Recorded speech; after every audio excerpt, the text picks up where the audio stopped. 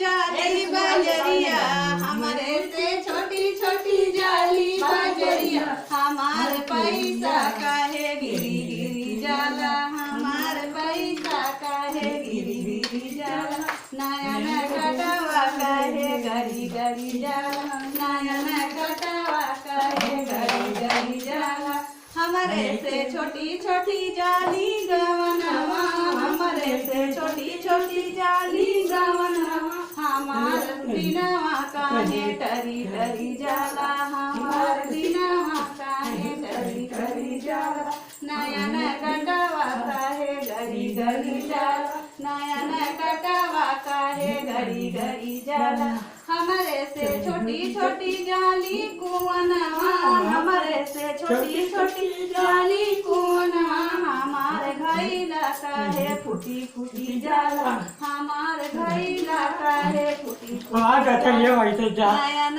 कटवा काहे गरी गरी जाला, नयन कटवा काहे गरी गरी जाला। धन्यवाद दोस्तों, हमारे चैनल को ज्यादा से ज्यादा हाय गाइस सब्सक्राइब करना, फॉलो से कमेंट करना। प्लीज दीदी बोल दीजिए एक बार। हमारी दीदी थक गई है। अरे भाई क्या हुआ दी? थक गई हो क्या? अरे दादा